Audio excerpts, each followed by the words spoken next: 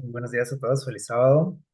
Vamos en esta mañana a estudiar un tema que creo que es muy interesante, que hemos titulado La firma de Dios.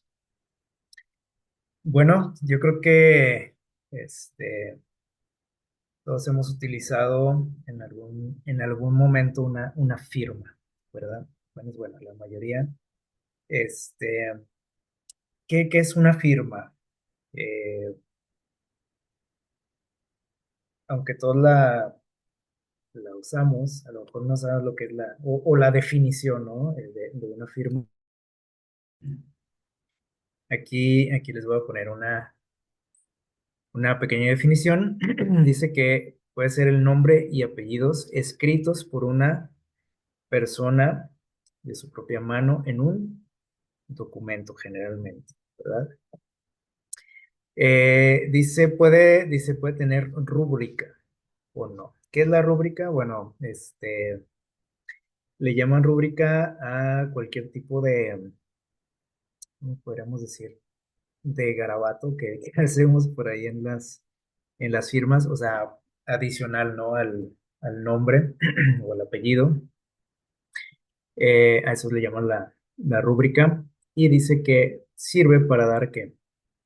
Autenticidad o mostrar la aprobación del contenido, por ejemplo, de un documento.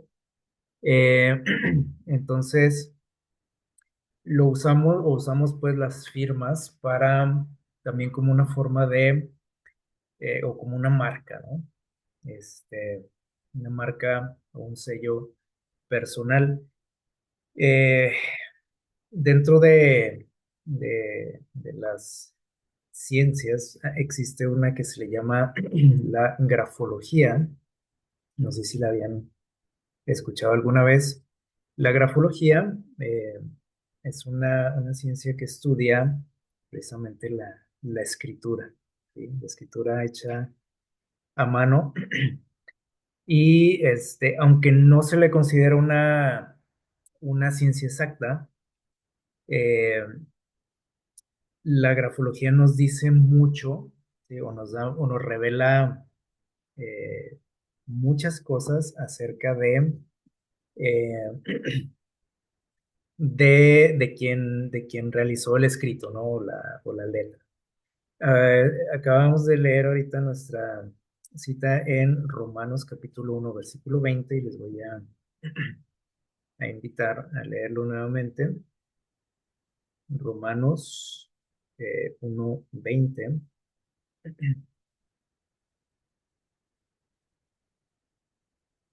dice así, Romanos 1:20. Dice por aquí Pablo, dice, porque las cosas invisibles de Él, o sea, de Dios, dice, tanto su eterno poder como su deidad, se hacen claramente perceptibles desde la creación del mundo, entendiéndose por medio de las cosas hechas, de modo que no tienen excusa. Eh, Les decía ahorita que dentro de la grafología, eh, o la grafología, pues nos revela muchas cosas, ¿sí? Cuando ellos hacen estudios de escritos, de letras, de firmas, por ejemplo, y hablando especialmente de las firmas, nos dicen ellos, los estudiosos de esta ciencia, que nos revela, por ejemplo, mucho de la personalidad de la, per- de quien hizo la firma, ¿sí? Su identidad, incluso, dicen ellos que hasta su autoestima, o sea, cómo es que ellos se sienten, ¿no? En la forma de hacer una firma. Por ejemplo, bueno, hay muchas, o tienes varias por ahí, podríamos decir, o hacen mención de varias cosas, por ejemplo, de cuando firmas nada más con tu apellido o con tu nombre de pila, o cuando usas muchos garabatos, o cuando tu firma es muy pequeña, o cuando es prácticamente ilegible, o sea, varios detalles, ¿no? Entonces, todo eso nos revela datos de tu personalidad, de tu identidad, de tu autoestima y de tu autoimagen, es decir, cómo es que tú te percibes, ¿sí? Y cómo quieres también que la gente te vea, ¿sí? O cómo te puedes interrelacionar con la gente. O sea, es un estudio muy interesante y hay mucho, ¿no? que decir de esto, pero podemos destacar esto, ¿no? O sea, rasgos de personalidad, de identidad, de autoestima y de autoimagen. Cosas que, como dice este texto que veíamos ahorita, son cosas que podemos ver en una escritura, por ejemplo, en algo creado, ¿sí? Nos dice por aquí Pablo que nosotros podemos ver y conocer detalles de Dios, ¿sí? Cosas, dice, invisibles, ¿no? Porque a Dios no lo podemos ver, pero dice que podemos llegar a conocerlo y ver detalles, dice, por ejemplo, de su poder, de su deidad, su sabiduría, su personalidad, su carácter, su identidad, etcétera. Cómo es que Dios quiere también relacionarse con nosotros, o sea, cómo quiere que lo percibamos, cómo se percibe Él también. Todo eso, dice Pablo, que lo podemos ver claramente a través de las cosas creadas, ¿sí? Las cosas en las que él creó, porque nosotros, por ejemplo, cuando creamos algo, o si es que hemos creado algo, acostumbramos que poner una firma. Por ejemplo, los que hacen, no sé, cuadros, pinturas, siempre ponen ahí su firma, ¿sí? Este, no sé, ahora, por ejemplo, este, en internet, pues se pone, por ejemplo, ahí, no sé, el nombre de la persona que creó, no sé, un video, un documento, etcétera, para identificarlo, ¿no? Como propiedad también. Entonces, Dios también utiliza la firma, ¿sí? Para darnos a entender todo esto, que nosotros también damos a entender a través de las firmas. Y por aquí nos dice Pablo, ¿no? Que podemos darnos cuenta de ello y conocer mucho de él simplemente con ver las obras de la creación. Y dice, al final, dice que no hay excusa. ¿Para qué? ¿Para qué se imaginan que no hay excusa? Bueno, saben que dice por aquí, y esto tiene que ver con lo que acabamos de leer, en el libro Patriarcas y Profetas, dice que el nombre de Dios, o sea, cuando Dios creó el mundo, este mundo dice que su nombre estaba escrito ¿qué? En cada cosa que fue creada. Y podemos decir, no es cierto, ¿dónde está el nombre de Dios? O sea, bueno, en el sentido figurado, ¿sí? Pero a la vez nosotros podemos ver a Dios en todas esas cosas, como dice Pablo. Estaba su firma en cada cosa que él creó, le puso ahí su firma, para que no hubiera, como dice Pablo, no hubiera que excusa, para que no andes pensando otras cosas acerca de tu origen, por ejemplo, o del origen del mundo, de las cosas que vemos. Dice, estaba su nombre escrito en cada hoja del bosque, en cada piedra de la montaña, en cada brillante estrella, en la tierra, en el aire y en los cielos. El orden, dice, y la armonía de la creación les hablaba de una sabiduría y un poder infinitos. Y esto no es nada más hablando en pasado, o sea, lo sigue haciendo. Cuando nosotros vemos precisamente todos estos detalles como la armonía en todo lo que vemos, ¿no? En la creación, eh, el orden, la belleza, etcétera, o la complejidad de las cosas, nos habla todo eso de un poder superior, de una sabiduría infinita. Nos dice que no estamos aquí por azar, por casualidad. como muchas veces se nos hace creer, ¿sí o no? Pero basta con simplemente ver la naturaleza. No necesitamos ir a la Biblia para darnos cuenta de esto, ¿sí? Para saber que no somos un accidente de, o un capricho, ¿no? de la naturaleza. En el libro de Génesis, bueno, nosotros conocemos, ¿no? Y ayer estudiamos un poquito de esto. Dice, se expone con claridad el origen de la raza humana. Ahí Génesis 1, ¿se acuerdan? Dice que fuimos hechos que a imagen y semejanza de Dios.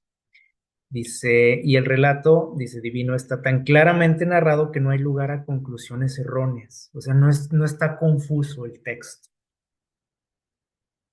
Todo lo dice así muy, muy claro. Si es que nosotros queremos saber la verdad y conocer que nuestro origen, ahí está. Dice, en el principio Dios creó los cielos y la tierra. Y luego más adelante dice, y creó Dios al hombre a su imagen, al ser humano. ¿Sí? Entonces, dice, sigue diciendo por aquí, no hay en esto un misterio, o sea, no tenemos que estarle dando vueltas al asunto, ¿no? Como generalmente lo hacemos los seres humanos, y ahí estamos, ¿no? Quebrándonos la cabeza, ¿y de dónde vendremos? De las estrellas, de un gusano, de bacterias, no sé, ¿sí? Nos ocurre cada cosa, ¿verdad? Y hemos escuchado cada cosa que bueno. Dice aquí, no existe fundamento alguno para la suposición de que el hombre llegó a existir mediante un lento proceso evolutivo de las formas bajas de la vida animal o vegetal. No hay, o sea, por más que nos digan, nos quieran convencer y aprendamos en la escuela, todo eso, sí, que se nos vende como ciencia, dice que no tiene no hay un fundamento. Todos son que suposiciones, no hay nada que te compruebe. Así pues, nosotros somos muy dados a querer evidencia siempre, ¿no? Y más en la ciencia. Y por ejemplo, decimos, bueno, ¿y cómo sabes que Dios existe? Si no hay pruebas. A ver, compruébame que Dios existe, te dice. Sin embargo, ellos tampoco pueden comprobar lo que dicen. No pueden, o sea, por más que le buscan y se esfuerzan, todos son puras suposiciones, teorías, y muchas de ellas ni siquiera son teorías o suposiciones científicas, ¿sí? Sino que hacen uso, por ejemplo, de lo que es la metafísica, que no se considera como una ciencia, ¿no? Entonces, bueno, eso es un problema, ¿no? Eso, pero no hay, dijimos, no hay fundamento, o sea, la palabra de Dios es clara. Y aquí hay un detalle con nosotros, como decíamos ahorita, dice que los hombres, ¿verdad? Como humanidad, dice, estamos resueltos, decididos a excluir a Dios de la soberanía del universo. No nos gusta, ¿cómo les diré? Dar cuentas, ¿sí? Y es algo que traemos ya desde el inicio, ¿no? Nosotros vamos ahí al Génesis, como ayer mencionábamos también, que es el fundamento de todo. Lo que se nos cuenta aquí en el Génesis, vemos cómo Satanás engaña al ser humano y le hace ver pues, que él no tiene que dar cuentas, como decíamos, ¿sí? Que es un ser que independiente, superior, que puede igualar a quien, a Dios incluso. Y Adán y Eva se lo creen. Así que deciden que probar aquella fruta que estaba prohibida porque ellos les dijo Satanás, ustedes tienen inteligencia, son sabios, no tienen que darle cuentas a nadie.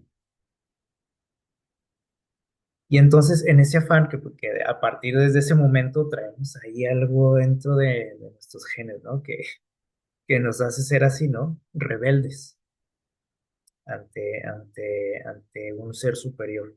¿Sí? No queremos, les digo, rendirle cuentas.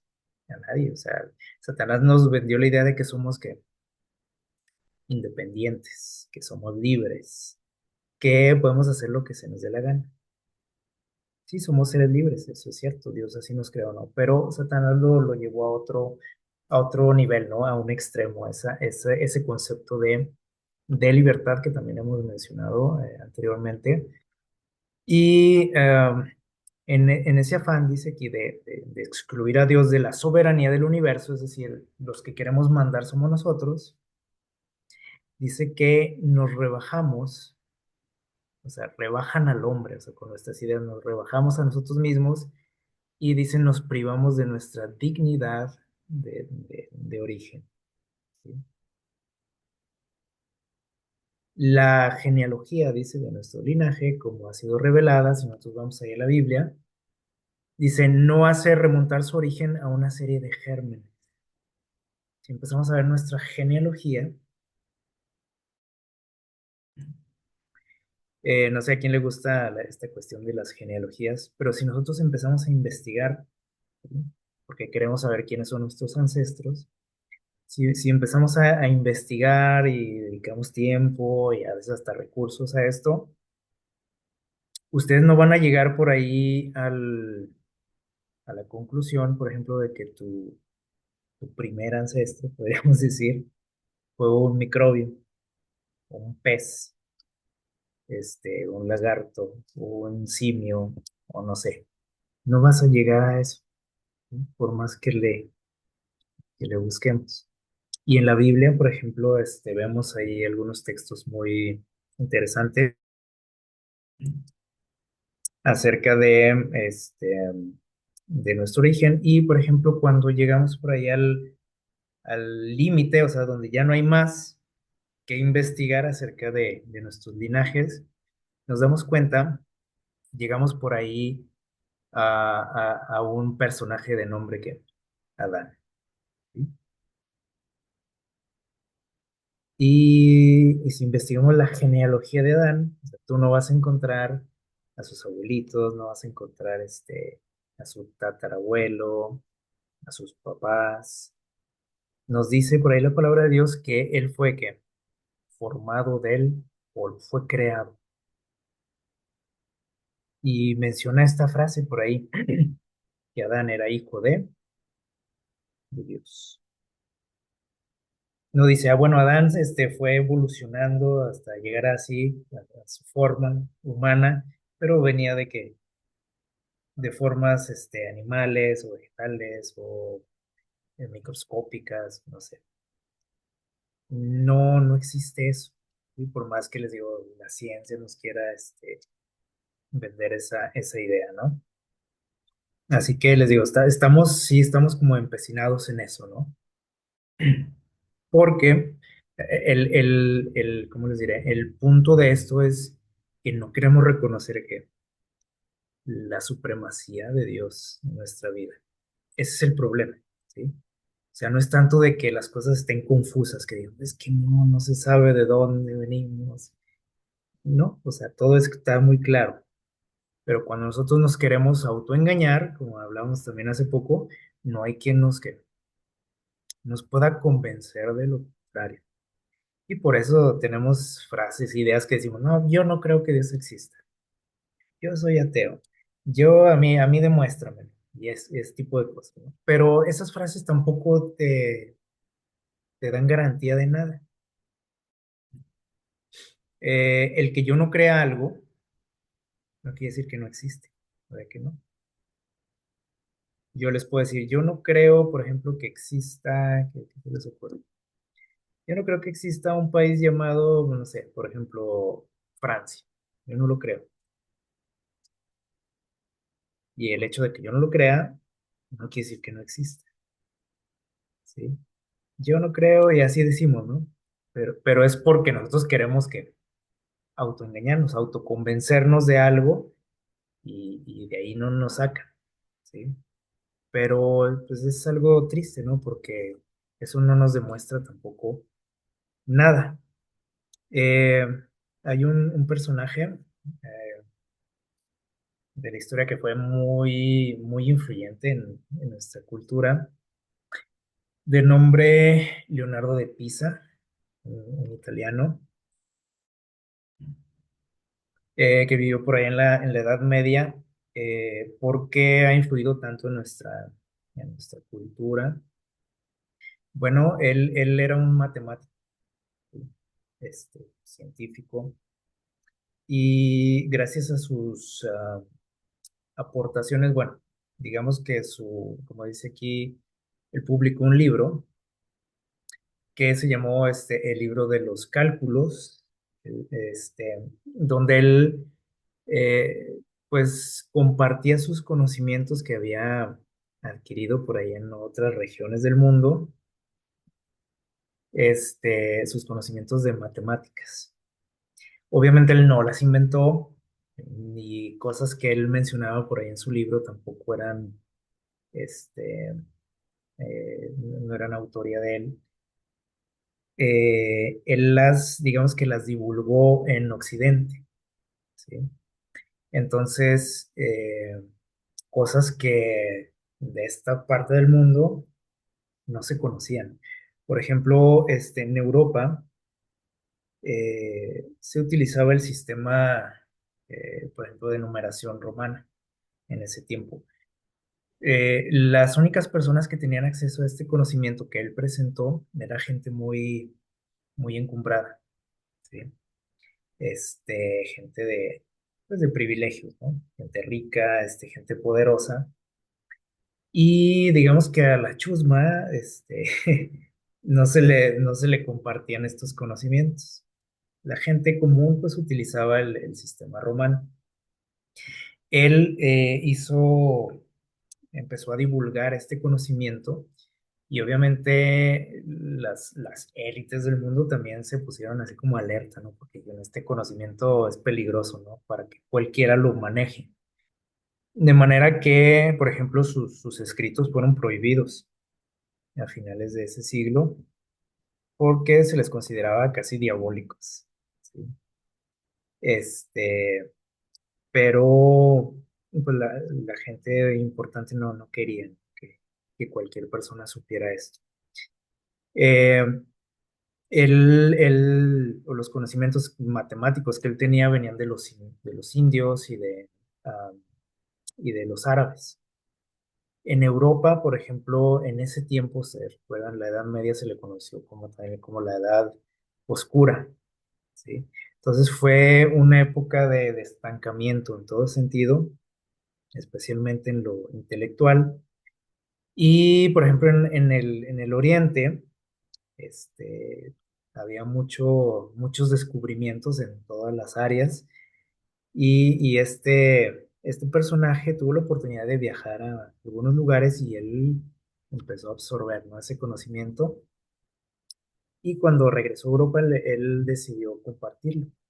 Eh, y dentro de ese libro, que se llamaba el libro de los cálculos, que tiene mucho que ver, por ejemplo, con las matemáticas que usamos hoy en día, con el sistema decimal que usamos. Ese es prácticamente su origen. Eh, Presentó por ahí ¿cómo podemos decir? Algo interesante, un tema muy interesante, donde mostraba por ahí una, ¿cómo se dice? Una secuencia numérica, ¿sí? Este, que él vio que estaba presente en la naturaleza. Cómo es eso? Bueno, él por ahí presenta en su escrito un detalle, ¿sí? Que observó en la forma de reproducción de los conejos. Y esta secuencia numérica se le conoce como la secuencia de Fibonacci. Ese era ¿cómo diríamos? Su apodo, su nombre original era Leonardo, pero le decían así, Fibonacci. Y tiene su razón de ser ese apodo. Es como ¿cómo diríamos? Como una abreviatura de, es algo así como el hijo ¿cómo diríamos? Del bonachón o algo así. porque así le llamaban a su papá. Entonces así le empezaron a llamar, ¿no? Fibonacci. Esta, a lo mejor la hemos escuchado, esa expresión, la secuencia de Fibonacci.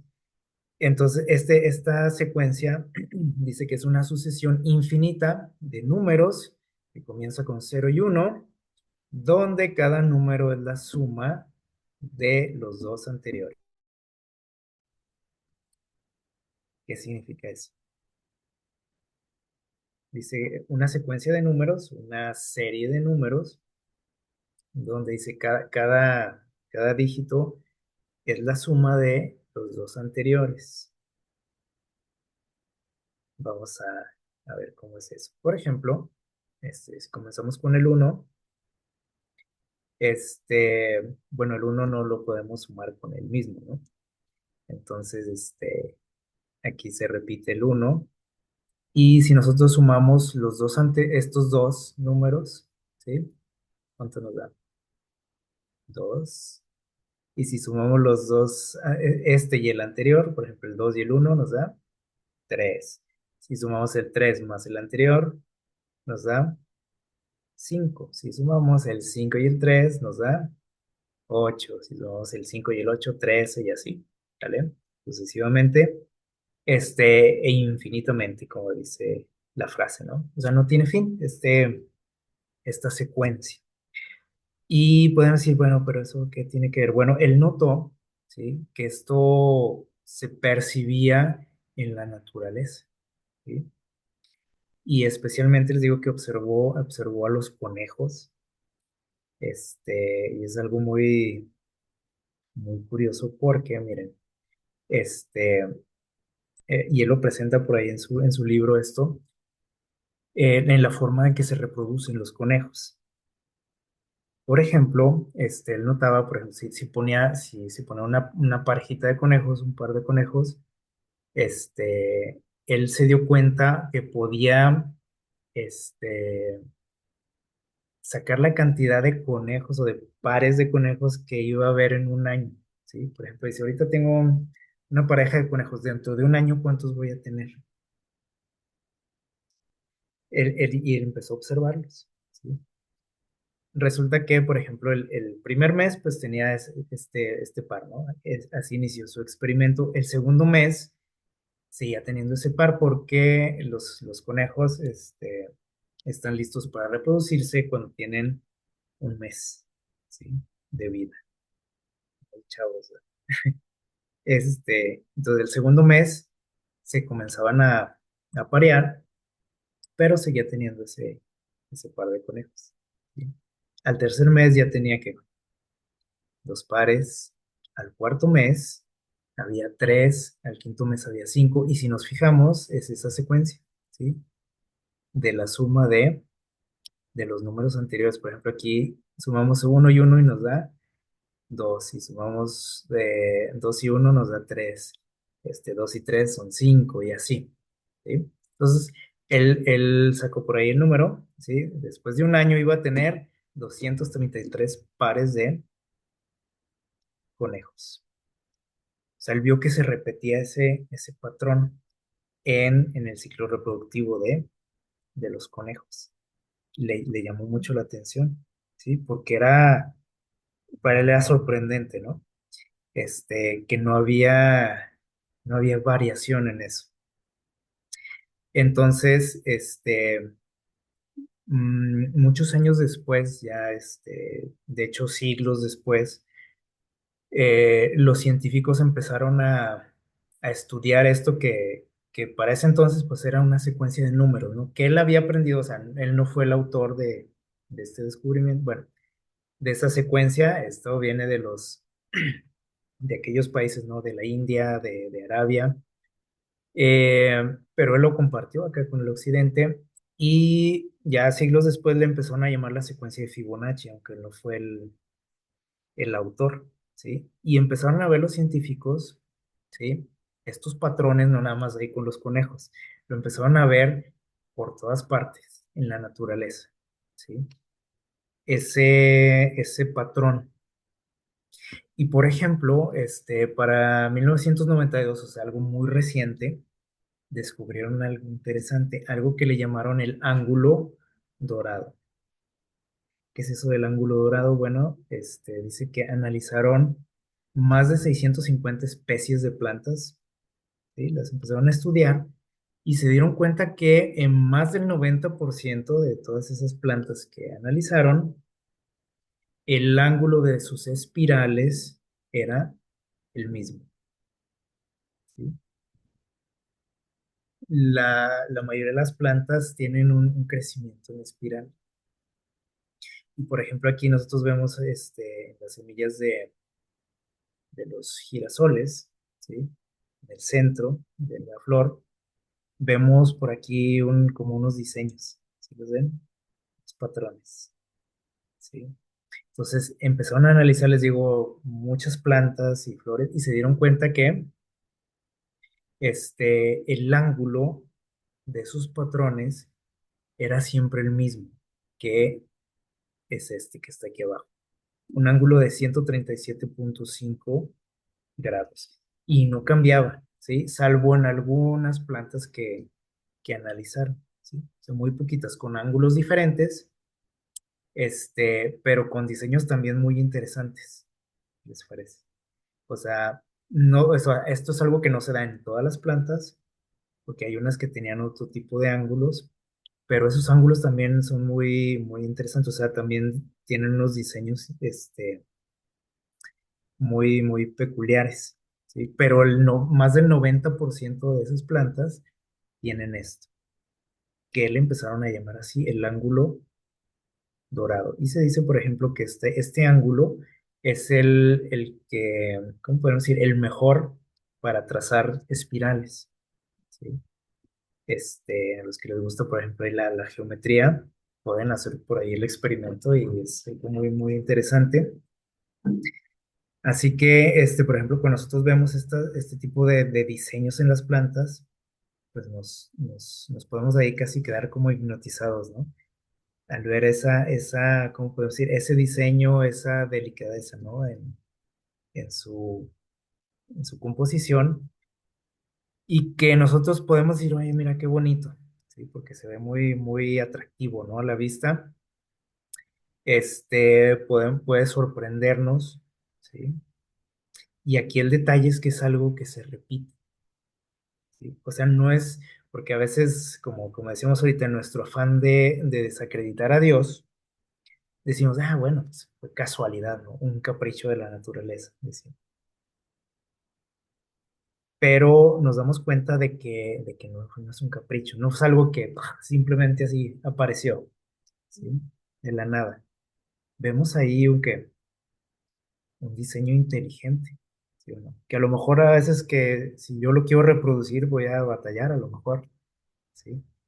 Entonces, a veces hasta en las cosas más simples que veamos, cosas creadas, este, cosas materiales, eh, nosotros llegamos a la conclusión de que hay un creador detrás de eso, ¿sí o no?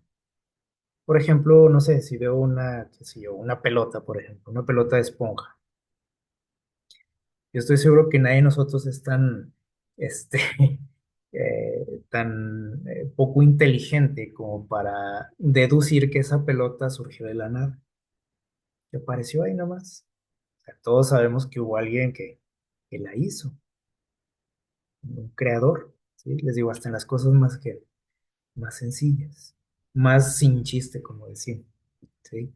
Un lápiz, no sé, algo que decimos, bueno, no necesita tanta elaboración eso, pero hay un creador detrás de eso. Entonces, cuando vemos estas cosas tan complejas, ¿por qué decimos, no, es que la evolución, es que pues la naturaleza, es que salieron de la nada y que todo explotó y salieron, ¿no? Así las cosas.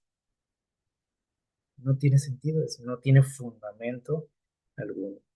Entonces, bueno, esto es muy interesante, esto del ángulo dorado. Y hay otro detalle, es un concepto algo similar, algo que le llaman el número dorado, que tiene que ver con esa secuencia de números que vimos ahorita, de Fibonacci, Nos dice por aquí este dato que al dividir un número de esa secuencia por el anterior, siempre nos da como resultado esto, o al menos un número muy, muy, muy cercano a esto. Y dicen que entre más grandes sean los números, se acerca más todavía a lo que le llaman el número dorado, que es esta cantidad, 1.618 y etcétera.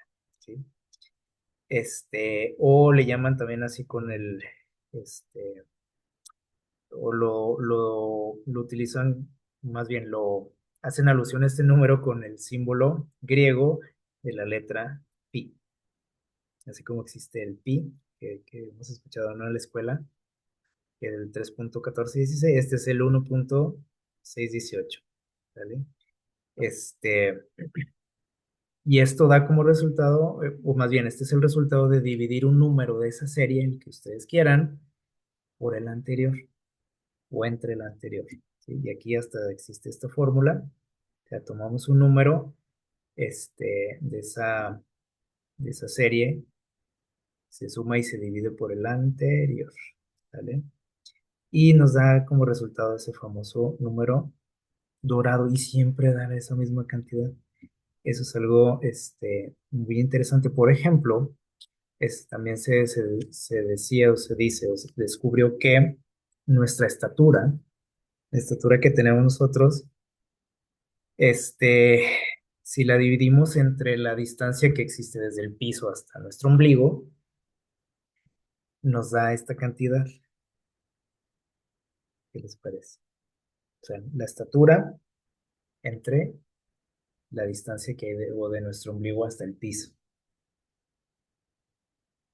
Y es algo bien, bien interesante también. Este, en las flores, por ejemplo, les decía que los científicos empezaron a notar esos detalles, ¿no? En la naturaleza, esa serie de números. En las flores, por ejemplo, empezaron a analizar los pétalos que tenían las flores y siempre era un número de esta serie, ¿sí? Por ejemplo, dice aquí los lirios tienen 3, las rosas 5, los delfinios, que no los conozco, tienen 8, caléndulas 13, la chicorée 21, las margaritas tienen 13, 21 o 34 pétalos, y los girasoles 21, 34, 55, 89 o 144, dependiendo. Y en la siguiente línea de pétalos, ¿sí?, como que continúa con por ejemplo, si aquí empezó con el 21, la siguiente línea empieza con el 34 y así se la lleva, ¿sí? Por eso están esos diseños tan interesantes también, que a veces nada más digo, oye, qué bonito, pero cuando analizamos ya bien o los vemos de cerca, estos patrones, nos pueden dejar así con la boca abierta, como decimos, y nos damos cuenta de que no es algo que salió al azar, nada más, ¿sí? Porque, por ejemplo, les decía, pues, si fuera algo único, a lo mejor diríamos, bueno, fue un accidente, ¿no? Pero es algo que constantemente podemos ver en todo lo que nos rodea. Entonces, ya, eso ya no es un accidente, no sé, cuando vemos ya un patrón, ¿sí? Y nos damos cuenta de que todas las cosas, como dice Pablo, y como menciona por ahí también el pensamiento de Elena White, dice, en todas las cosas está el nombre de quién, de Dios escrito ahí, la firma de Dios. Y el hecho de que no lo querramos de reconocer, pues a Dios no le preocupa, o sea, no le afecta en nada, o sea, él a él no se le va el sueño, como decimos, ¿no? Si yo, por ejemplo, veo tu firma y yo digo, no, yo no creo que esa sea tu firma, ¿a ti en qué te afecta? Si yo digo, no, no creo que sea tu firma, tú vas a decir, pues es mi firma, así que hazle como puedas, ¿no? Y Dios es así, o sea, Dios nos dejó ahí todo para que lo pudiésemos ver, para que supiésemos quién es el autor de las cosas, que pudiésemos reconocerle, admirar su creación. Y el hecho de que yo diga, yo no creo que Él existe, yo no creo yo digo que eso es un accidente, bueno, es mi pensamiento, ¿no? Este, Eso es en las flores. Por ejemplo, en las frutas, también en muchas, existen estos patrones. Por ejemplo, en la piña, ustedes pueden contar este, estos diseños que tienen las piñas, este, ya sea hacia arriba o hacia abajo, podemos ir así, seguir la línea y vamos a ver esa secuencia que vimos ahorita, donde cada número es la suma de los dos anteriores. En las piñitas de los pinos también está ese diseño y esa serie de números. En las alcachofas, en las coliflores, por mencionar algunas nada más. Ahorita mencionamos a las plantas y los árboles, donde también existe este diseño. En las hojas, por ejemplo, en la proporción de las hojas, que nosotros, por ejemplo, vemos que, o nos hemos dado cuenta, tal vez si somos observadores, que las hojas de los árboles y las plantas no están, por ejemplo, una debajo de la otra. ¿Se han fijado? Siempre están como en un espiral, ¿sí? Y también tienen su razón de ser, o sea, porque las hojitas necesitan la luz del sol. Y si hay otra encima tapándola, pues no recibe la energía solar. Entonces necesitan crecer en ese espiral, en sus ramas. Y las ramas de los árboles las podemos ver también en un patrón diseñado. En las espinas, incluso, o sea, las espinas no crecen donde les da su gana. Nosotros vemos un patrón en ellas también, un diseño. Hasta en eso, hasta en lo podemos decir lo feo, así entre comillas, de la naturaleza, vemos belleza también. Vemos, por ejemplo, aquí estos, no sé, estos cactus. Si ustedes ven, sus espinas no están así como que ahí creció donde pudo la espina, ¿verdad que no? Vemos ahí un diseño, vemos un trazo. Alguien hizo eso, o sea, no fue casualidad, no fue un accidente. Entonces, cuando analizamos, cuando vemos las cosas creadas, como dice Pablo, vamos a repetir este texto, podemos ver, dice, el poder de Dios, su divinidad, su carácter, ¿cómo podríamos decir? La minuciosidad con la que hizo las cosas. Y ahorita vemos cómo utilizó Dios hasta las matemáticas para crear todo lo que vemos. ¿Sí? Este, y no nada más en las plantas y árboles, sino que también en los animales. Y por ejemplo, estos patrones y esta serie de números, de medidas, lo vemos por ejemplo en las conchas, en los caracoles, en las colas de los animales, hasta en las trompas, como vemos aquí en el elefante, ¿sí? Hay una proporción así exacta siempre. En las alas, por ejemplo, y especialmente en las alas de los insectos, están esos patrones. En los tentáculos de algunos animales, en las escamas, que a veces no le ponemos mucha atención, ¿no?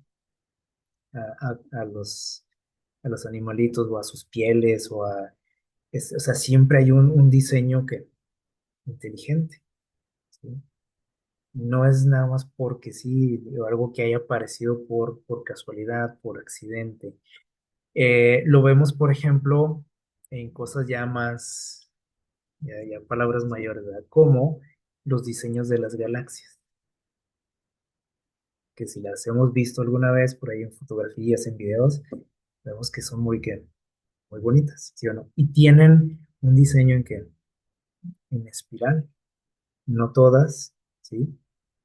Así como no todos los animales y todas las plantas, pero en todo lo que vemos hay un diseño, ¿sí o no?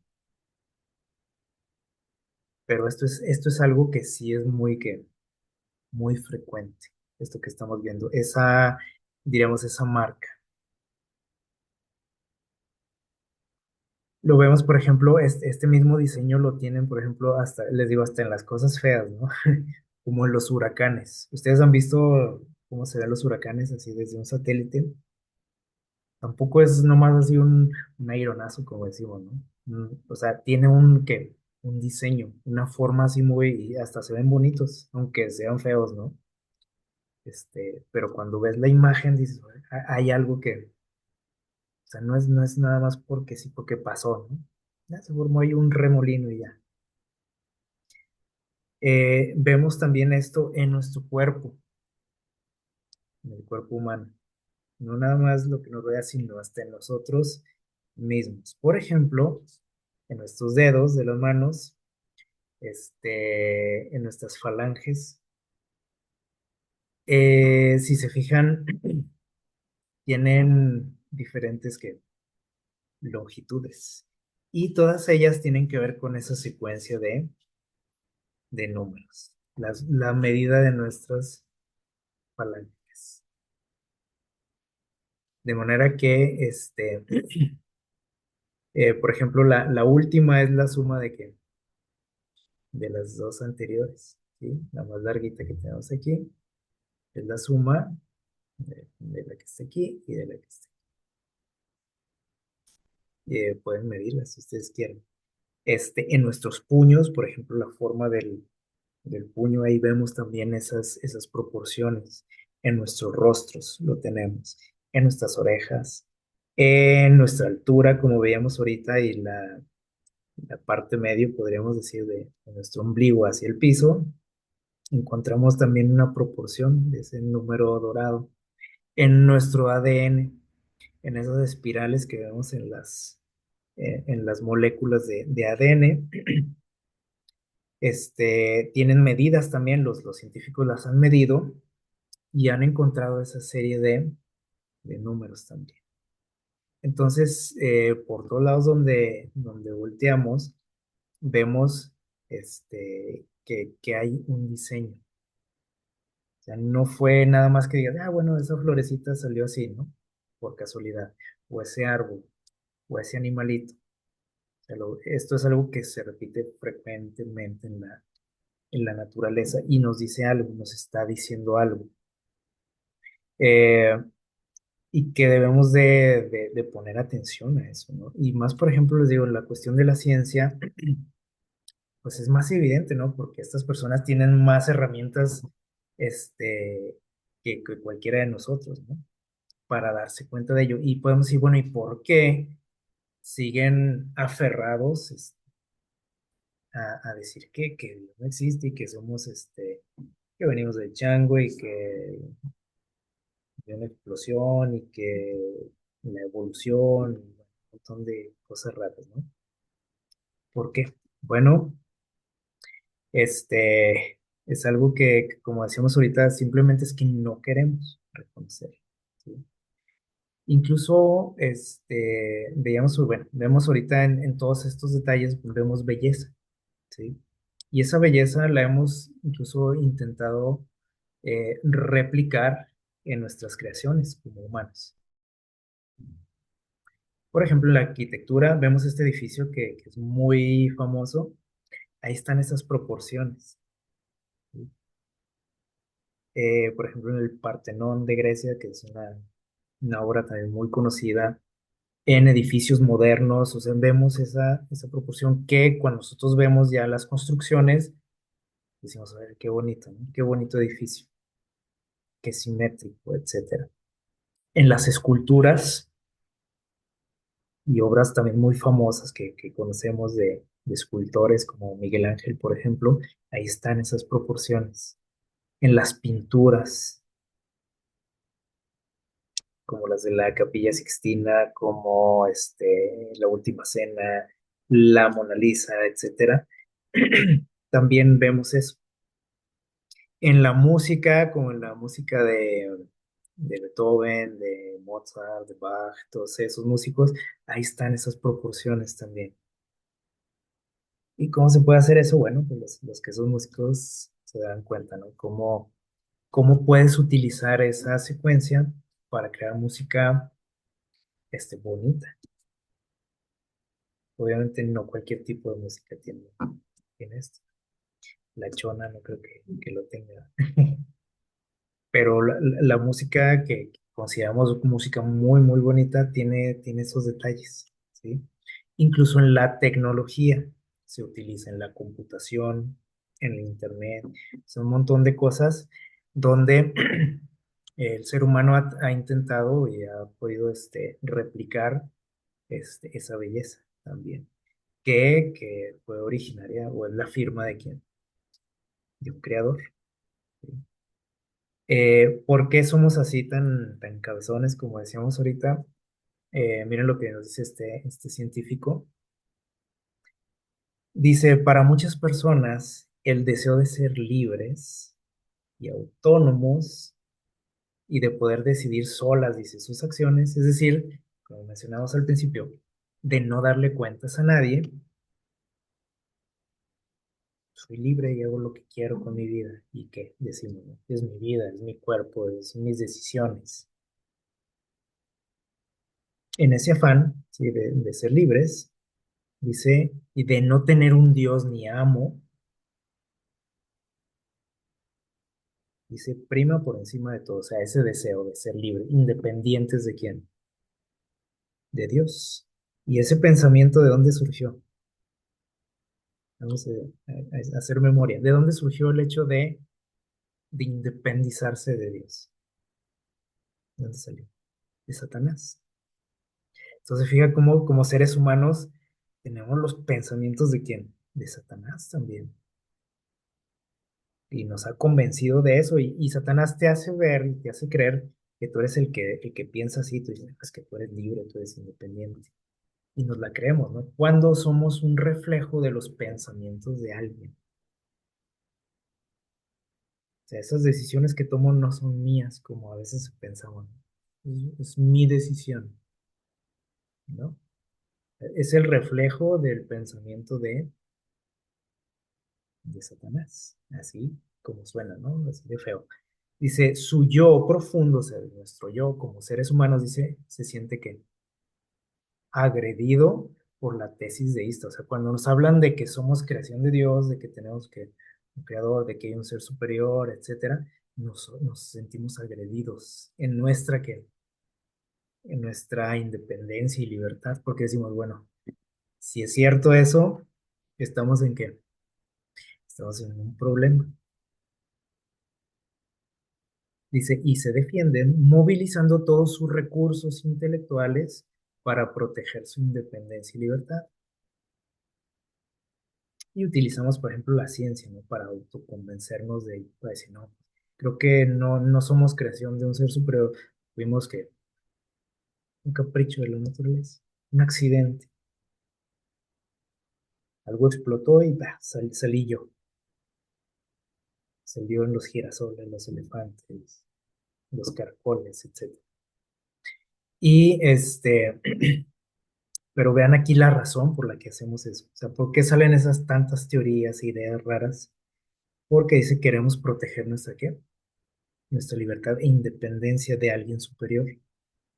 Y si nos autoconvencemos de eso y convencemos a los demás también, entonces, y tratamos de eliminar esa idea de nuestra mente de que hay alguien superior, entonces pues yo no le debo nada a nadie, ni le tengo que rendir cuentas a quien, a nadie tampoco. ¿Te digan? ¿Por dónde va todo este asunto? Incluso de la ciencia, ¿sí? O sea, son cosas que al final tienen que ver con lo espiritual. Y miren lo que dice aquí, dice, por ejemplo, dice, captar señales lejanas de extraterrestres es emocionante para el ser humano. ¿Han visto esos programas documentales donde estaban ahí la gente o los científicos, etcétera, buscando que señales de vida? Por otro lado, hay en Marte, en la Luna, en otros lugares. Y cuando descubren algo por ahí que dicen, ay, parece que ser que hicimos contacto con alguien y bueno, sacan un montón de cosas, ¿no?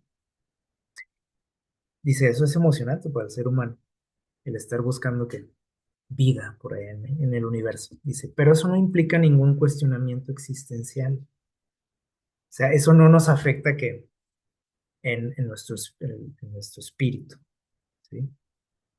Pero, dice, por otro lado, el tomar conciencia de la existencia de Dios, que también es un extraterrestre, ¿sí o no? Dios no es de aquí, ¿sí? Pero eso no nos interesa. O sea, no nos interesa buscar que evidencias de Dios. Preferimos buscar evidencias de cosas que el enemigo nos ha hecho creer, ¿no? Y otras producto de nuestra imaginación también. Pero dice aquí, el tomar conciencia de la existencia de Dios es algo que se hace corriendo el riesgo de una enorme conmoción interior. Es decir, si descubro algo que me dice que Dios existe, yo, a mí como persona, ¿qué creen que pasa? Dice aquí. Por consecuencia, dice, habrá una conmoción interior. O sea, es decir, mi vida ya no va a ser la misma si me doy cuenta que Dios existe. Entonces, preferimos que hay que ignorarlo, ¿sí? Porque sabemos que eso va a cambiar nuestra percepción de todo, del mundo, del universo, de mi vida, de mis decisiones, y eso generalmente no nos conviene. Por eso decimos, mejor hay que inventarnos algo, ¿no? Otra idea fuera de Dios, porque eso es peligroso, ¿no? Descubrir algo que me diga que Dios existe. Y como vemos ahorita, tenemos muchas evidencias. Vemos la firma y el nombre de Dios en todo, o sea, todos esos diseños que vemos, yo no sé si ustedes creen que fue un accidente, que salió de la nada. Como vemos, hay un patrón, hay cálculos complejos que a lo mejor hasta nos cuesta trabajo, ¿no? Entenderlos. ¿Cómo es esa secuencia? ¿Verdad? Y si somos malos para los números, peor, ¿verdad? Como yo. Pero, no podemos decir que no es cierto, o sea, que no hay un diseño, que no hay un creador. No se puede. Como dice nuestro texto que leímos al principio, Romanos 1:20, y aquí vemos, por ejemplo, unos diseños muy, muy bonitos, interesantes de la naturaleza. Dice, porque las cosas invisibles de Él, su eterno poder, su deidad, se hacen, dice, claramente visibles desde la creación del mundo. O sea, lo único que tenemos que hacer para darnos cuenta que Dios existe, dice, es ver que las cosas creadas, ven la naturaleza, la creación, y te darás cuenta de cosas así que dice que están invisibles, ¿no? Así ante nuestra percepción, pues no las podemos ver de Dios, pero las vemos ahí. Como vimos ahorita también, una firma nos dice más que nada más una autorización o la identificación de alguien, ¿no? Ah, está su nombre ahí, es su firma, es su sello. Nos dice todavía más una firma. Dicen los grafólogos, te dice mucho acerca de tu personalidad, de tu autoestima, de tu identidad, de tu autopercepción, ¿sí?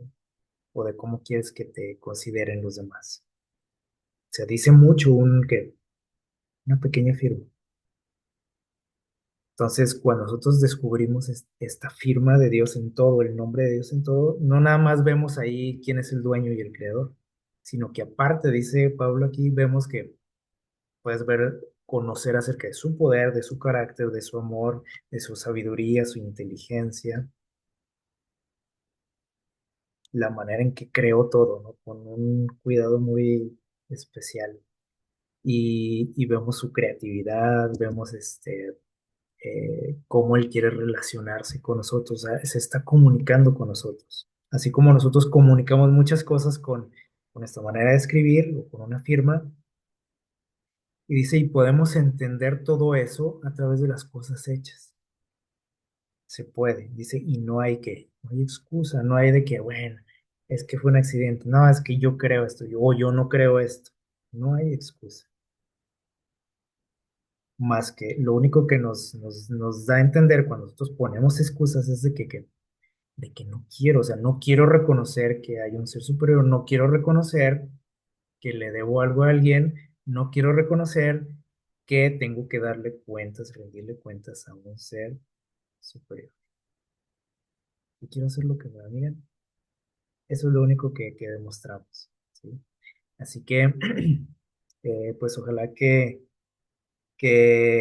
podamos nosotros percibir todo esto, ¿no? En las cosas que nos rodean, que nunca entre a nosotros ese pensamiento, ¿no? Decir, bueno, pues, o nada más decir, mira qué bonito, y ya, sino que podamos ver a Dios en todas esas cosas, que podamos seguirle, o conociendo o descubriendo detalles que a lo mejor nunca habíamos visto y que nunca habíamos percibido de Él, y que también podamos, este, pues compartir, ¿no? Estos datos, este conocimiento con otras personas, ¿sí? Que sin duda, le digo, todo esto es impactante, ¿no? Y es impresionante. A veces nos acostumbramos a ver todas estas cosas y no reflexionamos, ¿sí? Vemos una florecita, un árbol, lo que sea, ¿no? Entonces, no pasa de decir, ah, mira qué bonito. O a veces ni a eso llegamos, ¿no? Entonces, Dios quiere comunicarse con nosotros, es otra de las formas que Él utiliza para hablarnos, y ojalá que le saquemos jugo a esto, ¿verdad? Para seguir creciendo en nuestra vida espiritual. Que el Señor les bendiga.